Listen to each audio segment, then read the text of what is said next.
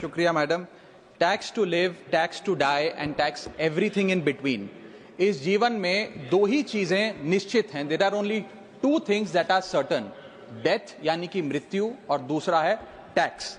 इस जहां से उस जहां तक जहां भी जाओगे, हर मोड़ पर हर जगह मुझे ही पाओगे, यानी कि टैक्स।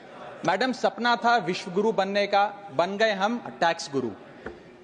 और इतना टैक्स जो भारत की आबादी सरकार के खजाने में डालती है, उसके बदले सरकार जनता को देती क्या है, यह बहुत बड़ा सवाल है।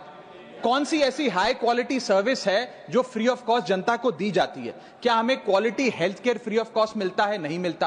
क्या हमें वर्ल्ड क्लास एजुकेशन मिलती है? नहीं मिलती। क्या हमें फ्री वर्ल्ड क्लास ट्रांसपोर्टेशन मिलता है? नहीं मिलता। क्या हाई क्वालिटी रोड्स मिलती हैं? अगर अच्छी हैं तो टोल टैक्स भरना पड़ता है। क्या 24 घंटे सातों दिन बिजली आती है? नहीं आती। तो इतना सारा जो टैक्स सरकार इकट्ठा करती है, उसका करती क्या है? इसीलिए मैं कहना चाहता हूं दैट वी इन इंडिया पे taxes like in developed countries to get services like in sub-Saharan countries.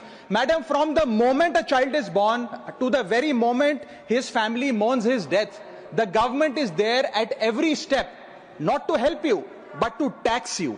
और आइए एक रोमांचक यात्रा पे चलते हैं। माननीय वित्त मंत्री जी हर बार मेरे सवालों का जवाब देते हुए मुझ पर तंज कसती हैं और कहती हैं कि शायद ये चार्टर्ड अकाउंटेंट नहीं है, इनकी डिग्री असली नहीं है, तमाम तरीके की बातें मेरे बारे में कहती हैं, निजी हमले करती हैं। मैं उनका बहुत सम्मान करता हूं, मेरे मन में उनके प्रति बहुत आदर है। ओहदे में, हैसियत में, उम्र में, अनुभव में बहुत बड़ी है मुझसे। लेकिन आज मैं इस सीए की डिग्री को किनारे करके सरल भाषा में आम आदमी की तरह इस देश के आम आदमी का दर्द आपके सामने रखना चाहता हूं कि कैसे हमारे जन्म होने से लेकर हमारे मरने तक टैक्स पे टैक्स सरकार हमसे वसूलती है। मैं आपके सामने जीवन के 8 चरण, 8 स्टेजेस ऑफ लाइफ रखना चाहता हूं। फर्स्ट स्टेज ऑफ लाइफ, जब इंसान पैदा होता है, दैट इज